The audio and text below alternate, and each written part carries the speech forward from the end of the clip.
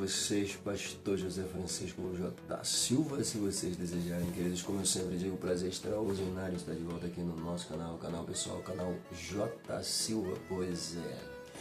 E é claro, eu sempre costumo dizer aqui, né, com toda a propriedade, que a presença de vocês me fortalece, mas quem fortalece o canal é aquele seu like. Então, por favor, pega esse dedo abençoado, já deixa um like, não é inscrito, se inscreva, acione o sininho, fique conosco, vai ser um prazer ter a tua companhia aqui comigo até o final, ok?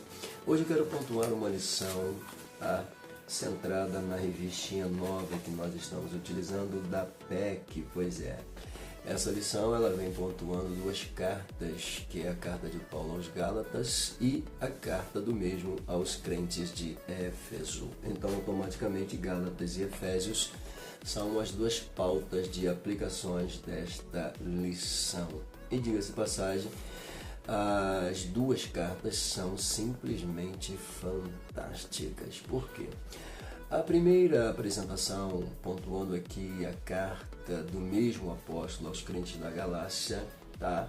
Pontuando aqui do capítulo 1 ao capítulo 6, com toda a propriedade, até porque vai até a sexta lição, literalmente, a partir da 7 já entra dentro da carta de Paulo aos Efésios, e hoje nós estamos pontuando a segunda lição, tá? Cujo título da mesma é Judeus e Gentios Unidos em Cristo. Tá? Esse é o título dessa segunda lição pontuada na carta aos Efésios.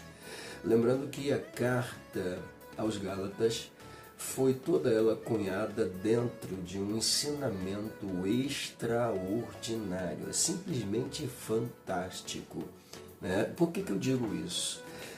Nós já tivemos a oportunidade de lecionar dentro do nosso seminário sobre as epístolas paulinas, mas observando o material que é apresentado dentro, tá, dessas lições concernente a essas duas cartas e principalmente a carta aos Gálatas, eu percebi algo simplesmente fantástico. Além de uma profundidade, né, de uma interpretação sacra, eu percebi uma excelente exegese dentro da mesma, de forma que isso apenas enriqueceu mais ainda e fez eu olhar com um olhar totalmente diferente, né, para o conteúdo da mesma, por causa dos ensinamentos. Gente, é simplesmente fantástico.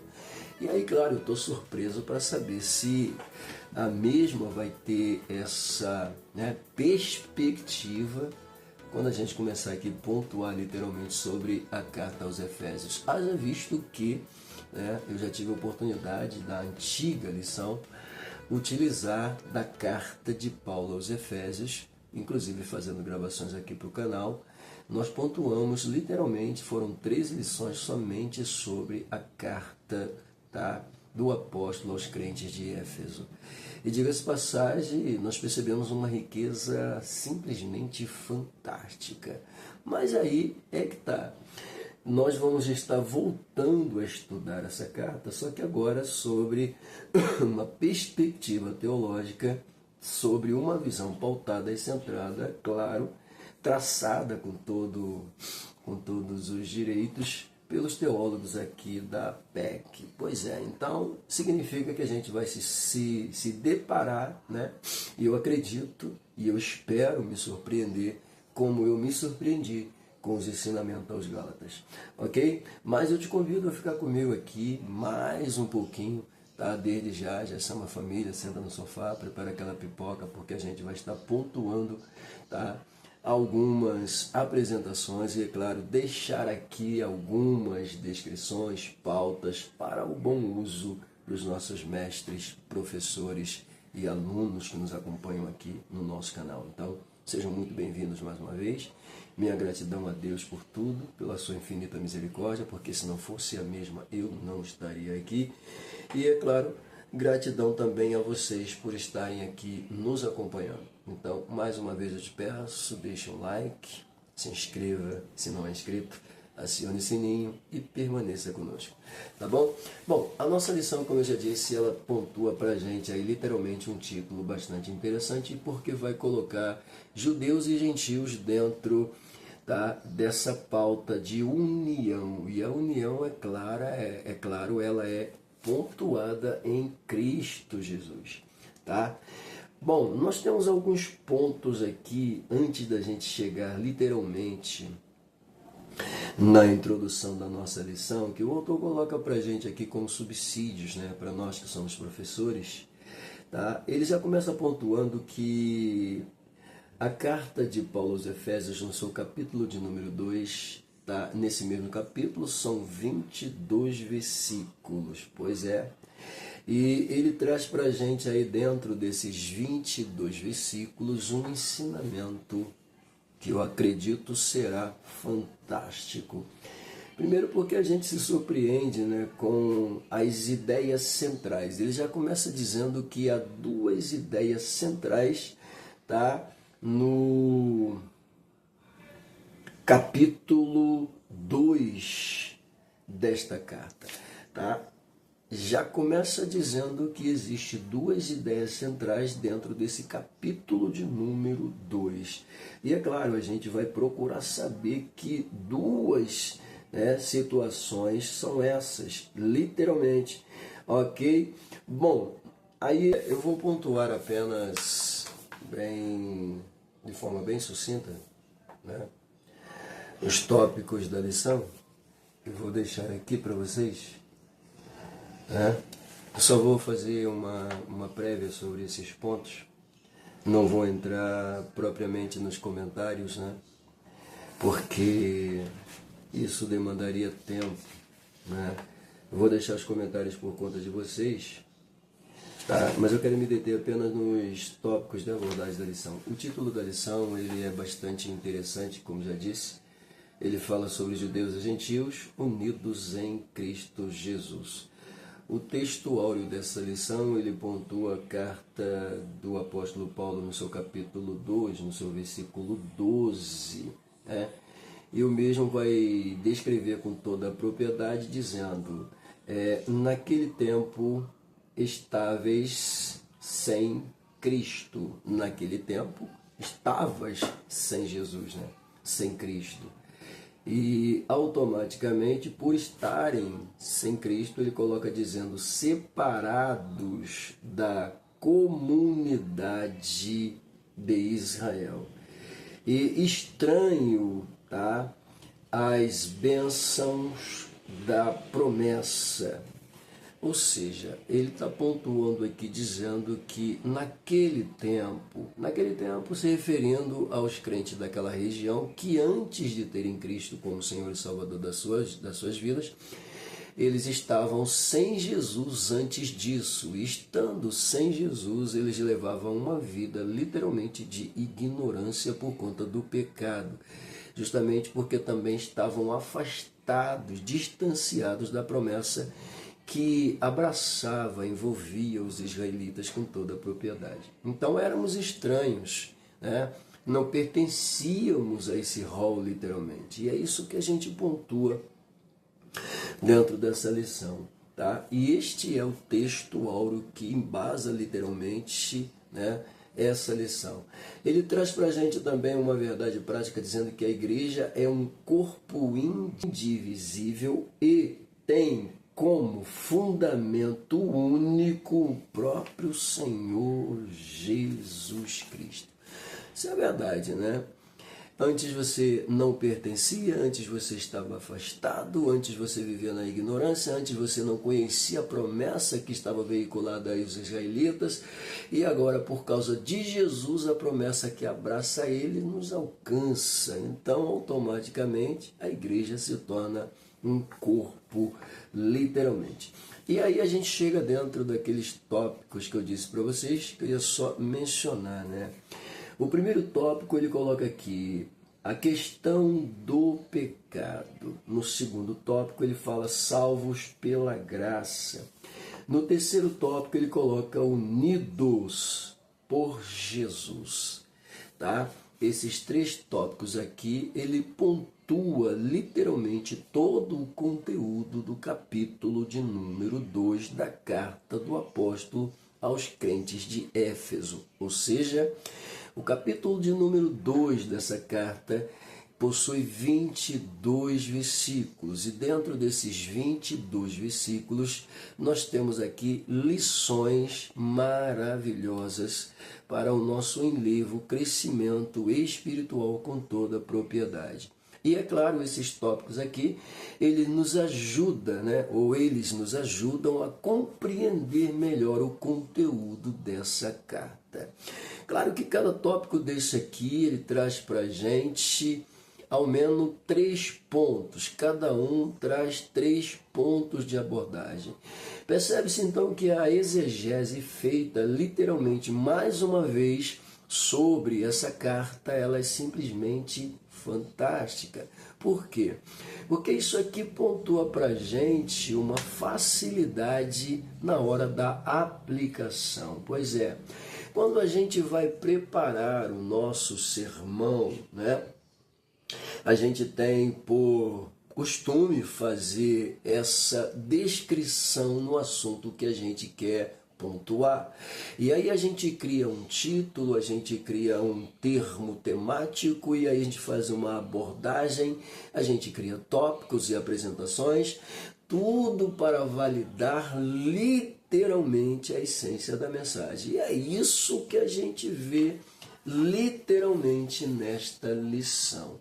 Volto a dizer, nós estamos entrando dentro do ensinamento, literalmente, que pontua a carta do apóstolo Paulo aos crentes de Éfeso. Vimos as cartas, aliás, vimos o ensinamento pontuado na carta aos Gálatas, que foi simplesmente fantástico, e eu já começo a me deparar, claro, com um novo ensinamento também maravilhoso dentro da carta do mesmo apóstolo aos crentes de Éfeso. É isso que a gente está pontuando, Bom, no primeiro tópico, chega de enrolar, No primeiro tópico nós temos aí no capítulo 2, logo no versículo 1, aquela descrição que vai apontar literalmente a consequência do pecado. E ele coloca aqui no primeiro ponto, só para a gente observar, o pecado mata espiritualmente. Opa! O pecado mata espiritualmente. Calma aí. Ele mata espiritualmente. Isso aqui tem a ver com morte física? Não. Mas, obviamente, quando ele diz que o pecado mata espiritualmente, essa é a intenção, literalmente, do adversário. Porque da mesma forma que Jesus disse que era o bom pastor e automaticamente quem entrasse por ele passaria, acharia alimento, nessa mesma apresentação lá de João capítulo 10, versículos 16, e é claro, dos versículos de número 9 em diante, ele vai pontuar isso com toda a propriedade, dizendo que ele é o bom pastor, que ele é a porta. Nesse contexto, ele também fala sobre o ladrão que veio para matar, roubar e destruir. Isso aqui é importante porque quando ele coloca no seu primeiro ponto aqui dizendo que o pecado mata espiritualmente, essa é uma das intenções do ladrão. Ele veio para matar, roubar e destruir. Mas calma aí, o que ele mata? Pois é, ele procura te matar espiritualmente. Pois é. A primeira intenção dele é matar você espiritualmente. Matando você espiritualmente, você perde essa espiritualidade. Então ele rouba automaticamente a tua comunhão com Deus, porque você foi morto espiritualmente. E agora ele rouba a tua comunhão com Deus. E roubando a sua comunhão com Deus, o que acontece? Ele destrói literalmente a sua vida. Meu Deus do céu. Olha só. Ele veio para matar espiritualmente, roubar a tua comunhão e te destruir literalmente. E o que ele destrói da gente? Primeiro, você já matou espiritualmente. E se você já perdeu a comunhão, o que ele vai destruir? Ele vai destruir tua carreira, tua vida, teu ministério, tua família, teu estado. É isso. Então esse primeiro ponto ele é riquíssimo literalmente, porque faz a gente ver essa realidade. E quando ele diz aqui que o pecado mata espiritualmente, essa é a intenção do diabo. Porque se ele conseguir te manter preso no pecado, você é vítima. E você sendo vítima, automaticamente você nunca vai ter literalmente comunhão com Deus. Você vai viver na ignorância, como o apóstolo pontua aqui no capítulo 2, no versículo 12. Você era estranho, estava distante. E é isso que o diabo quer, que você continue sendo visto como um estranho e distante da graça, distante da misericórdia, distante de Deus. Pois é, eu disse que eu não ia entrar dentro do conteúdo, eu vou pegar apenas os pontos e vou colocar aqui apenas um pouquinho mais de, como diz um amigo meu, só a cerejinha do bolo, tá bom? Bom, e aí no ponto de número 2 do mesmo tópico de número 1, ele coloca aqui, olha só, Satanás e a vida pecaminosa. De que a gente estava falando aqui? Pois é, Satanás e a vida pecaminosa. Versículo de número 2, pois é, do capítulo 2 da carta. E ele pontua literalmente quem é, o provocador, literalmente, porque a Bíblia fala sobre tentação, não fala? Sim, fala, somos tentados. O próprio Senhor Jesus, ele foi conduzido ao deserto para ser tentado pelo diabo. A contextualização pontua isso para a gente em São Mateus, no seu capítulo de número 4, com toda a propriedade, aonde o Espírito, e o Espírito aqui com E maiúsculo é o Espírito Santo, pega Jesus, coloca ele no deserto, e a descrição vai dizer que ele está ali para ser tentado pelo diabo. E claro, o diabo vai tentar Jesus, vai ver que Jesus está literalmente sem comer, e a primeira investida dele é falar para Jesus, porque se ele quisesse, ele poderia transformar pedras em pão. E Jesus automaticamente já o rebate, dizendo que nem só de pão viveria o homem, mas de toda a palavra que vem da boca de Deus. Jesus é simplesmente fantástico, fenomenal. Vem a primeira lapada.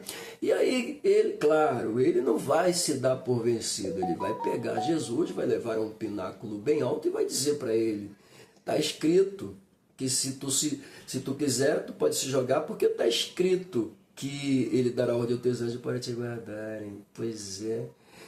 E aí Jesus olha para ele assim e diz, não tentarás o Senhor teu Deus, cara de pau. Isso é que eu estou dizendo, E aí automaticamente ele não se dá por vencido. Ele pega Jesus, leva para uma montanha bem alta, mostra todos os reinos do mundo. Ele está tentando Jesus, Tudo aquilo que o homem gosta, meu Deus do céu. A fraqueza do homem, a comida, a fome. A pessoa com fome, meu irmão, sai de baixo. A pessoa vira um animal feroz. Como eu costumo dizer, creme crack que não é gostoso, na fome se torna gostoso. Farinha vira maná, meu querido. Ovo vira bife na fome, se tiver ovo. Pois é, então perceba, uma das necessidades humanas, a fome. Pois é. E os desafios da vida. Então ele vai pegar justamente naqueles pontos que são essenciais ao ser humano. E quem é que não gostaria de dominar o mundo, ter o mundo na palma da mão? Pois é. E aí ele diz, tudo isso eu te darei se tu se prostrar e me adorar. E aí Jesus diz para ele o que? Vai-te, Satanás, porque está escrito, somente ao Senhor teu Deus adorarás, e só a Ele darás culto. Lindo demais esse aqui. Pois é, então esse ponto 2 aqui traz para a gente, literalmente, Satanás e a vida pecaminosa. Tudo que ele queria era que Jesus pecasse, mas Jesus não pecou. E automaticamente, o que a gente vê dentro dessa apresentação? Eu volto ao versículo de número 12. Estávamos distantes, afastados da comunhão. Não conhecíamos a essência, literalmente. E por conta disso estávamos entregues ao pecado, éramos vitimados pelo pecado, éramos prisioneiros do pecado. E o diabo se aproveitava disso.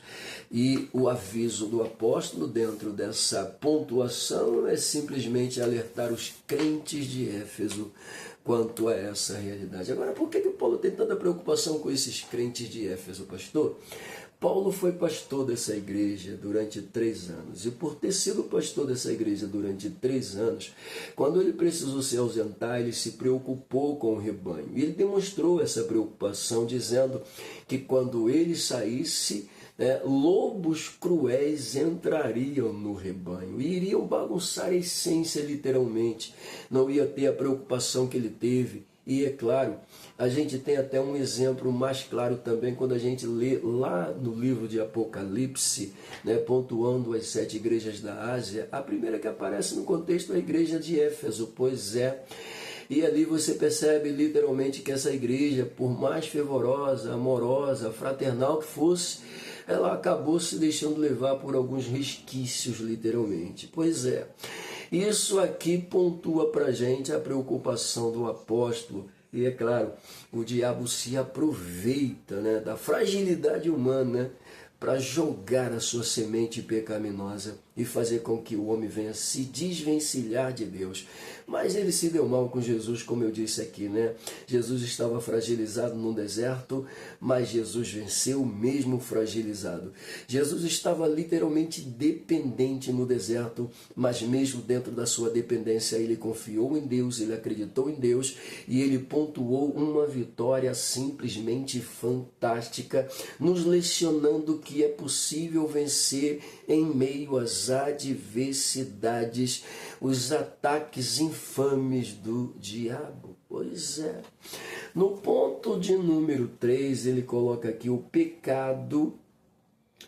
Esse é o ponto 3. O pecado nos faz filhos. Pois é. Filhos da ira, filhos da raiva. Pois é.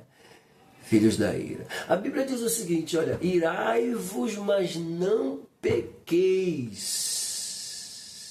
Existe até um hino, que diz que melhor e mais nobre será triunfar, Então, eu tenho o direito de ficar irado? Tenho, mas a Bíblia diz para eu não dar evasão à ira.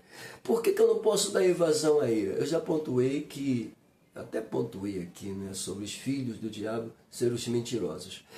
E eu vou te falar, essa galera que anda na mentira provoca na gente uma raiva, uma ira, que eu vou te contar, meu irmão. Não é brincadeira, não. Você acha que é bonito a gente chegar aqui e ver um monte de maluco aqui dentro da internet, nos pódios das vidas, nos perfis da vida, papagaiando, inventando mentira? Não, leva a mão, não. Eu fico chateado com essa coisa, porque o cara vem aqui usar a live para entregar revelação. Meu irmão, toma vergonha na cara. Pelo amor de Deus. Sangue de Jesus tem poder. Não vou dizer que Deus não vai usar isso aqui para falar com alguém. Vai sim, com certeza. Mas é você pegar o seu tempo de live e falar por que Deus está me segura a onda, Vai devagar, querido.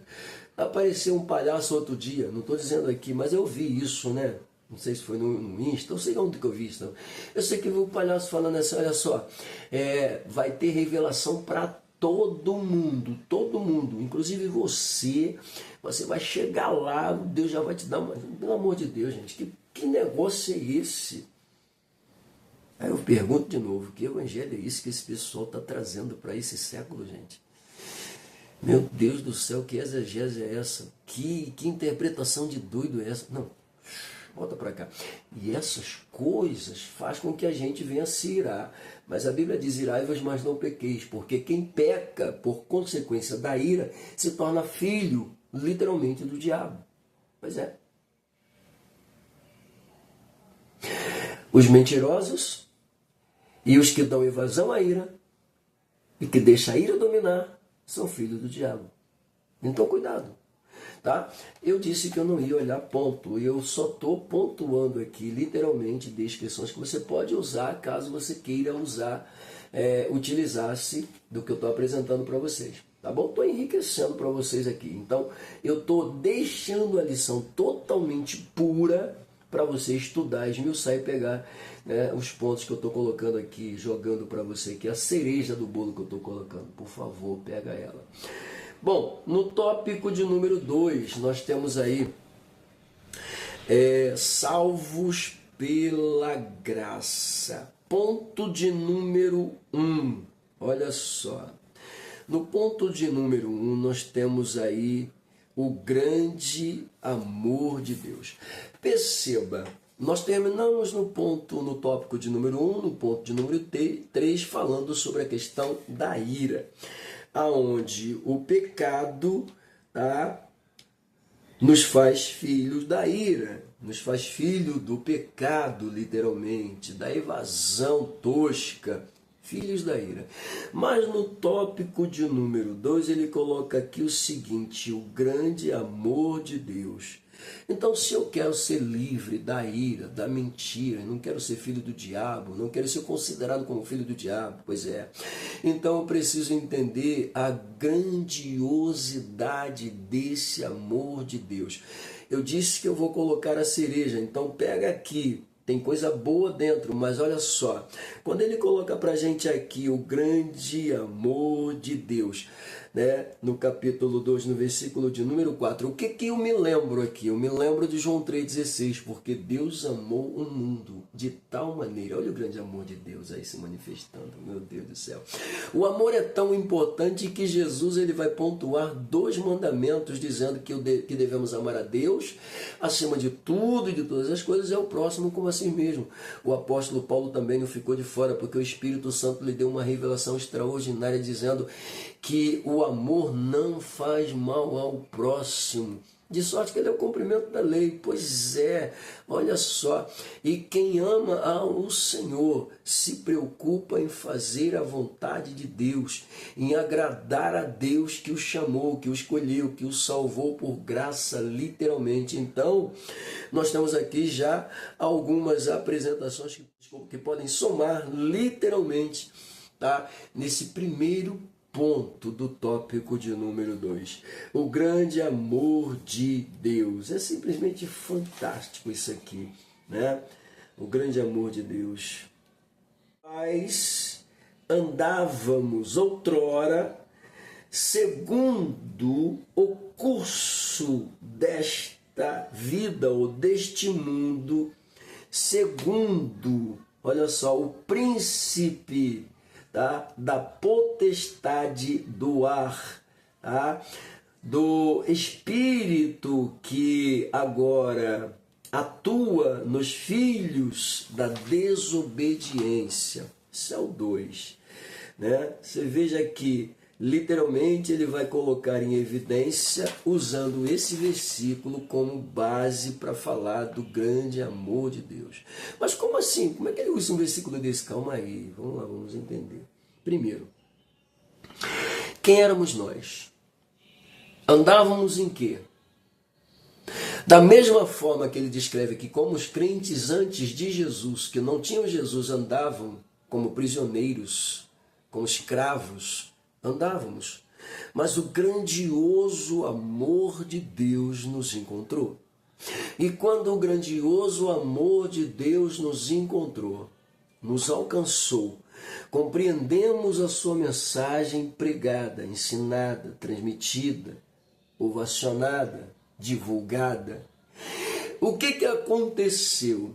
Aconteceu que esse grande amor, ele modificou as nossas vidas, ok? Fica à vontade, é só uma cerejinha só.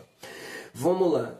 No número 2, ele coloca pra gente aí o seguinte: salvos pela graça e por fé. Eu amo essa descrição. Meu Deus do céu. Isto não vem de vós, é dom de Deus. Quando ele diz aqui salvos, né, mediante a graça por meio da fé, está pontuado, está registrado isso aqui no capítulo 2. Né? Está tão registrado que ele vai deixar com toda clareza que nós fomos salvos pela graça. E isso não vem de nós, é dom de Deus, é dádiva, é presente de Deus. Pela graça, graça, favor imerecido. Quem é que merecia ser salvo?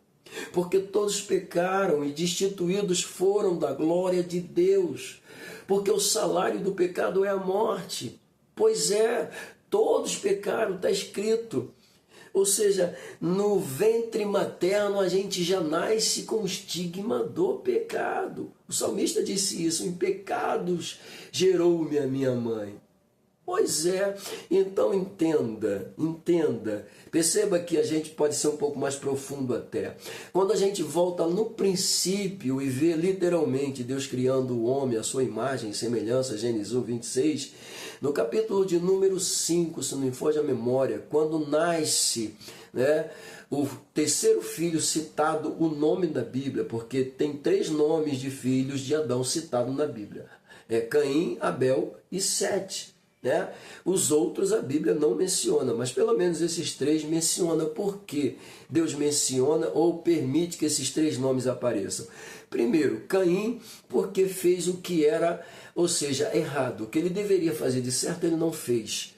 Ou seja, ele, ao invés de oferecer um sacrifício, ele leva fruto. Eu estava pontuando isso para os alunos no seminário, dizendo para eles que não era hora de levar fruto. Fruto é oferta. Deus não estava pedindo oferta, a oferta é para depois. Deus estava falando sobre sacrifício. O que Deus ensinou foi sacrifício, não foi oferta. E o que está acontecendo com Caim? Caim está levando a oferta antes do sacrifício. E Deus está dizendo: não, Caim, não é assim. Faz o seguinte, faz o certo, porque se você continuar insistindo em fazer o errado, o pecado está na porta. Porta da onde? Está no teu coração. Se você abrir, ele vai entrar e vai te contaminar. E claro, enquanto Deus está conversando com ele, Abel resolve fazer o quê? O certo. Como eu disse, automaticamente Abel vai oferecer o quê? Sacrifício. E o que significa sacrifício? Aproximação. Meu Deus do céu, o sacrifício leva a ter comunhão, o sacrifício leva a ter intimidade com Deus. Então a diferença está aqui.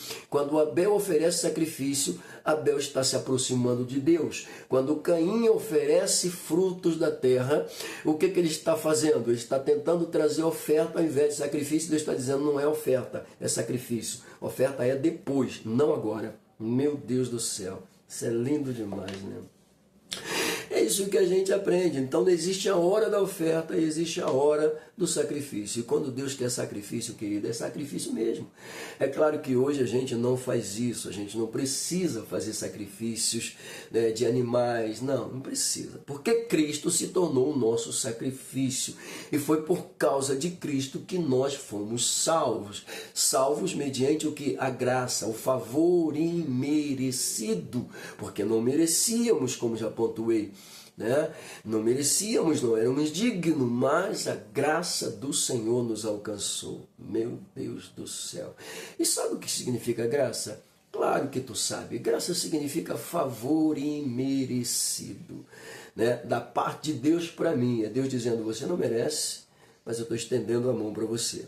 Da minha parte para Deus significa gratidão. É você olhar para a graça e dizer: eu não mereço, mas muito obrigado. Então graça para mim significa gratidão.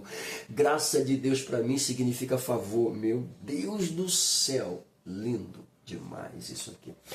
Estou falando, a cereja está ficando boa. Se tu souber usar isso aí, querido, ó, tua lição vai ficar maravilhosa. Meu Deus do céu, salvos pela graça e pela fé. Meu Deus do céu. Olha só, eu nem entrei na lição, né? E nem vou entrar, porque senão eu vou acabar. Olha só que coisa interessante a gente vê aqui. Graça a favor, né? E fé. Fé é o firme fundamento das coisas que você não vê, mas é a convicção, a certeza de que você vai receber. Meu Deus do céu, 2 coisas: salvo mediante a graça e a fé, ou por meio da fé. Claro que a Bíblia fala com toda a propriedade. Paulo pontua isso, redigindo literalmente sua carta aos Romanos, pois é, dizendo que pela fé ou seja, pela pregação da palavra, veio fé. A fé vem pelo ouvir a palavra de Deus. Isso aqui é importante porque à medida que a fé entra dentro do coração da gente por causa da pregação, ela modifica a nossa forma de ver a vida. Pois é, a gente se torna meio que sobrenatural, começa a acreditar no impossível, começa a ver soluções onde não tem. Esses crentes são tudo maluco. Não, não é maluco não. Está escrito literalmente, né, que Deus chama a existência as coisas que não existem como se elas já existissem. Mas para Deus fazer isso, eu preciso colocar fé em prática, em ação. Então, graça e fé. Pegou aqui? Pois é. Deixa eu ir para o terceiro, senão a gente não sai daqui. Bom, no terceiro, não por obras, mas para as boas obras. A gente precisa falar, é claro que a gente precisa observar isso com muita calma. Não por obras, mas para as boas obras. Calma aí, o que é isso aqui? É o que eu disse, você vai pegar a lição, você vai estudar isso direitinho e você vai colocar isso aqui para os alunos. Mas deixa eu tentar colocar uma cereja aqui para você. Mais uma, né? Não por obras. Como assim? Por que a Bíblia diz não por obras? Porque tem muita gente acreditando que acha que por causa das esmolas, por causa das obras, serão salvos. Eu sou bom. Inclusive eu tenho até aí um centro social que ajuda pessoas. Eu me preocupo com aquelas pessoas que estão na rua. Eu dou esmola, eu dou cesta básica, né? Eu visito, eu corro atrás, eu levo comida à noite, né, para os habitantes de rua, os moradores de rua. Eu faço isso, é obra. Mas, querido, isso não é mais do que a nossa obrigação. Agora, isso não salva. Não. Não pense você que pelo fato de estar fazendo obra, porque qualquer um pode fazer, independente de crente ser ou não, qualquer um pode fazer e muita gente faz. É por isso que a Bíblia deixa claro que as obras são importantes, mas elas não salvam. Pois é, o trabalho deve ser feito, sim, mas o trabalho não te salva. Pois é, tem muita gente se equivocando, achando que por serem bonzinhas, darem esmola, abençoarem, ajudarem, serão salvas. Não, querido. Tem muita gente na igreja achando que vai ser salvo. Não vai não, cara. Não é pelo fato de eu estar na igreja que significa que eu sou crente. Eu posso dizer que eu sou crente 100%. Eu posso estar lá na igreja simplesmente por estar. Tem gente que está na igreja simplesmente por estar. São religiosos apenas. Se você fala do inferno, aí não acreditam. Se você fala de céu, eles nem sabem se vai ou não. Tem gente. Porque é bonitinho ir para a igreja. É religioso ir para a igreja. Se Jesus não for misericordioso, a gente está perdido. Todo mundo está perdido, irmão. A história é essa. Por isso que aqui a gente descobre que nós somos salvos pela graça. E eu só sou salvo pela graça se eu acreditar. Porque se eu não acreditar, eu não sou salvo. Como aí? Não, eu sou salvo pela graça. Se eu acreditar, o que Deus disse? E todo aquele que nele crê. Então eu tenho que acreditar. Porque se eu não acreditar, eu não vou ser salvo. Eu estou perdendo tempo. Eu estou esquentando o banco. Eu estou fazendo números. Eu estou só me apresentando e mais nada. Então eu tenho que crer. O fator crer é essencial. Eu tenho que acreditar, literalmente, no favor, na misericórdia, na graça, em Deus. Eu tenho que acreditar. O segredo é acreditar. Ele pontua, credes em Deus. O próprio Jesus, João 14:1. 14:1. Credes em Deus, acredita em Deus. Esse mesmo Jesus que diz acredita em Deus, é o mesmo Jesus que disse ama o Senhor acima de tudo e todas as coisas. Não, que isso? Pelo amor de Deus. Isso é sério demais. Estou falando. Fica à vontade, deixa eu ir pro tópico 3. Eu tenho que ser sucinto, né? E eu tenho que ser realista também, né? Vou pegar aqui a lição, vou colocar aqui para você, Não, vamos lá. Eu quero que você faça isso. Eu quero que você apresente muito mais conteúdo do que as descrições que eu estou te dando aqui. Mas eu estou te dando, né, pontos para você ser, literalmente, um canal. No tópico 3 aqui, Unidos por Jesus. Unidos por Jesus, gente, isso aqui é muito bonito, né? Porque esse capítulo de número 2, ele é simplesmente fantástico.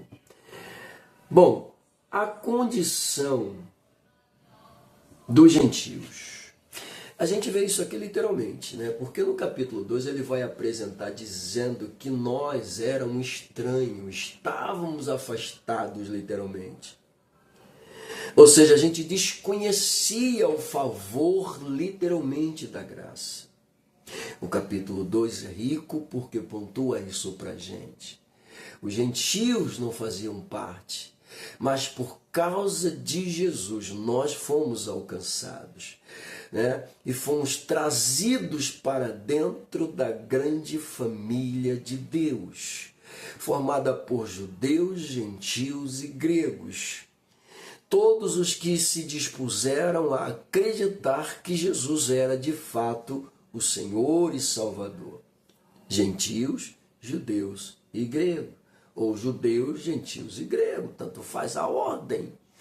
E claro, foi Jesus com a sua infinita misericórdia e com seu papel salvífico e Deus com a sua apresentação clássica que nos fez membros da grande família de Deus. É o que somos. Está registrado nesse capítulo. Ele é simplesmente fantástico.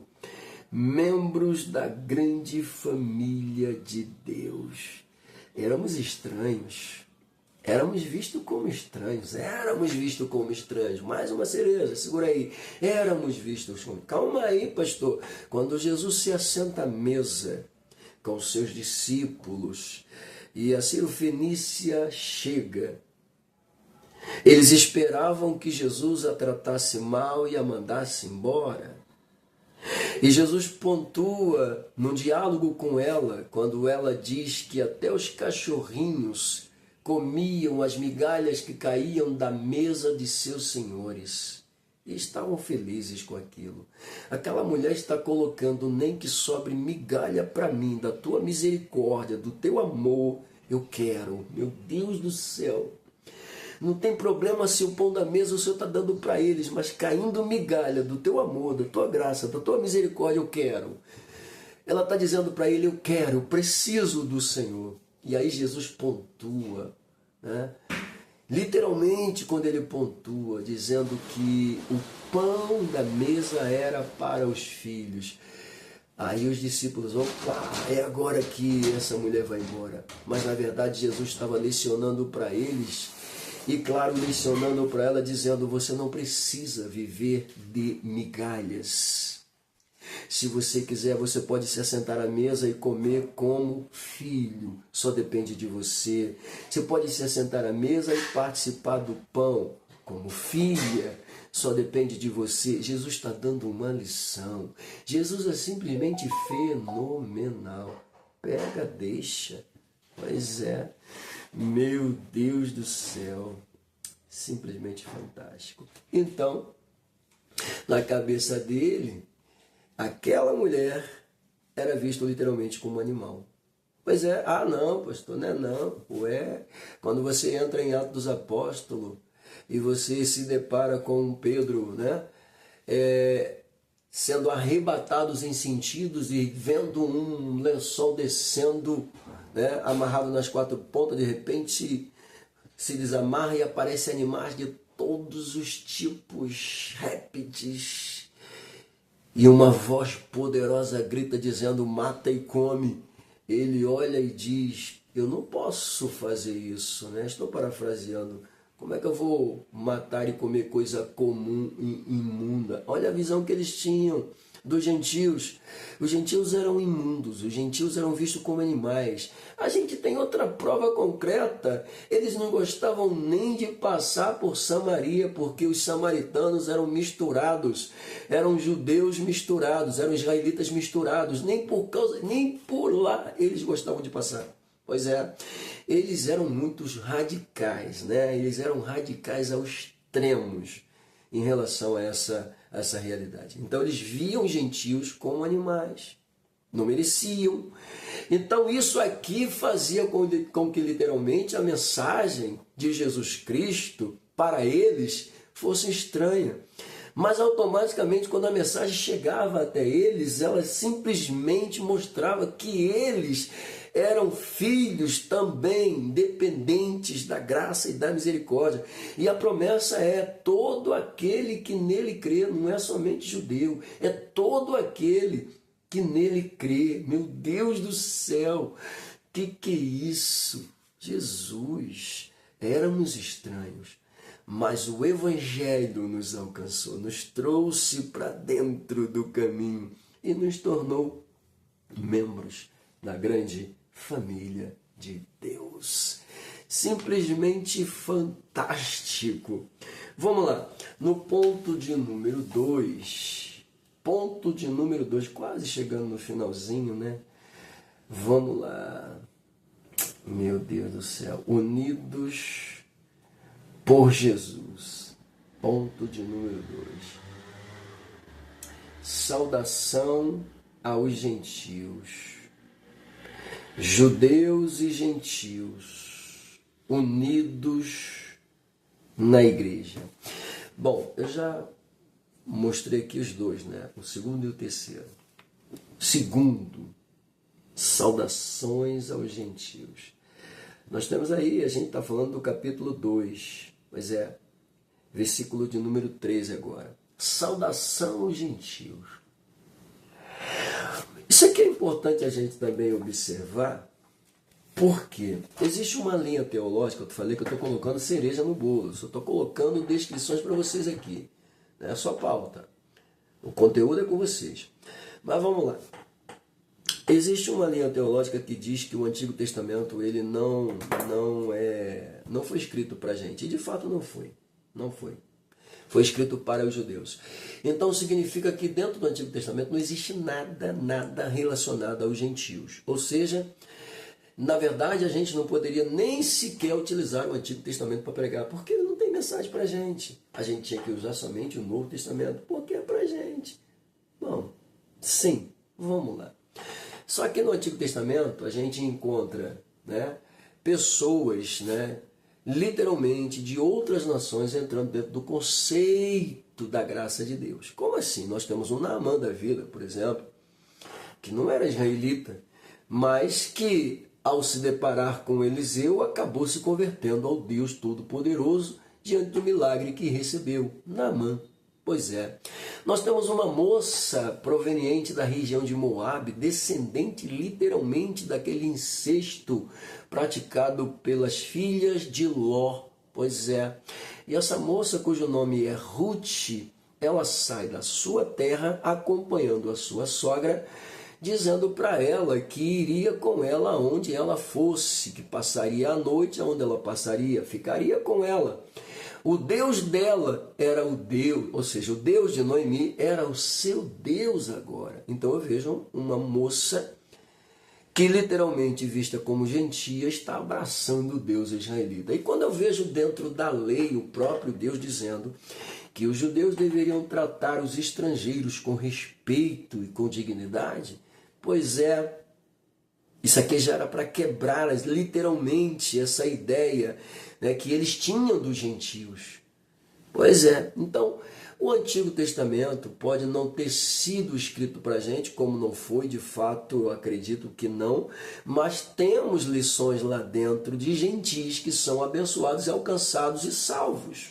Pois é, e para ficar mais bonito, quando a gente chega dentro do Novo Testamento, a gente não vê Deus fazendo acepção de pessoas. Os próprios fariseus, saduceus, escribas e tudo que é eus daquele tempo se admiravam com os ensinamentos de Jesus. Por quê? Por quê?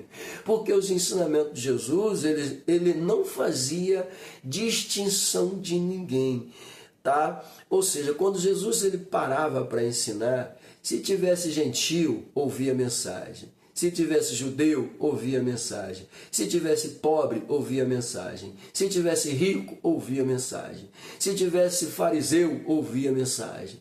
Mas a mensagem de Jesus era direcionada para todos. Eles olham para Jesus e dizem assim: pois é, verdadeiramente tu és mestre, porque tu ensinas como ninguém.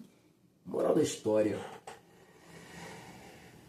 nós fazemos acepção de pessoas, mas o Senhor não faz.